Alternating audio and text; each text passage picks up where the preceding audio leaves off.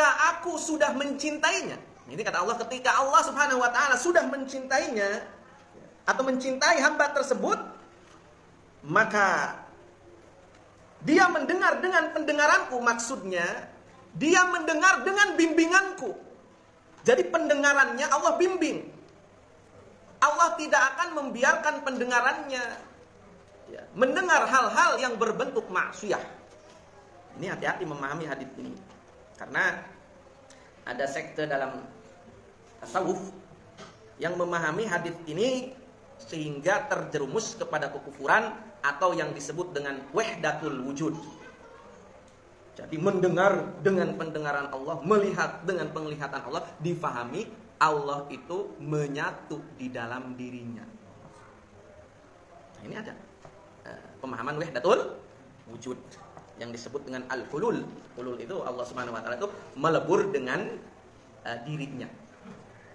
Maka daripada itu, kenapa perlunya memahami Al-Qur'an dan Sunnah ala fahmi as-sahabah atau ala fahmi salafil ummah? Kenapa? Karena ada beberapa teks atau redaksi baik itu dalam Quran maupun dalam hadis yang mana ketika difahami secara letterlek itu akan menjadi salah. Itu tadi akan menjadi salah. Maka tadi hati-hati dalam memahami ini. Maksudnya di sini mendengar dengan pendengaran Allah itu maksudnya Allah membimbing walinya, membimbing hamba yang Allah cintai dalam pendengarannya. Jadi ketika ia mendengar, Allah bimbing sehingga tidak mendengar hal-hal yang berbentuk maksiat. Kemudian wa basarahu alladhi yubshiru bihi. Begitu juga Allah Subhanahu wa taala akan membimbing penglihatannya. Akan membimbing penglihatannya. Maka orang yang Allah cintai, hamba yang Allah cintai, ia akan dibimbing dalam penglihatan. Akan dilindungi dalam penglihatannya.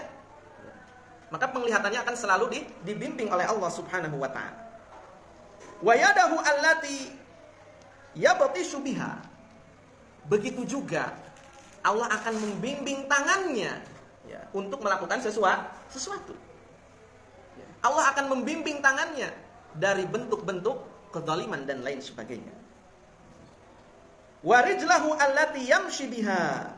Begitu juga Allah Subhanahu wa taala akan membimbing kakinya yang mana dengan kakinya ia berjalan. Maka kakinya tidak akan dilangkahkan kepada kemaksiatan. Ini merupakan apa?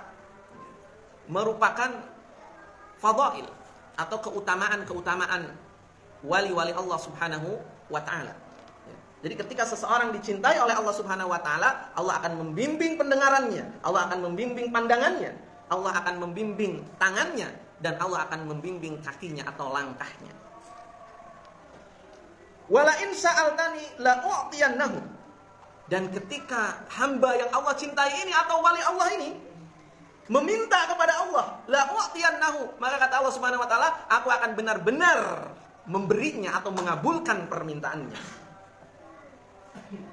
Wala in ista'adani la u'idzannahu. Dan apabila wali Allah ini meminta perlindungan kepadaku, kata Allah Subhanahu wa taala, maka aku akan benar-benar melindunginya.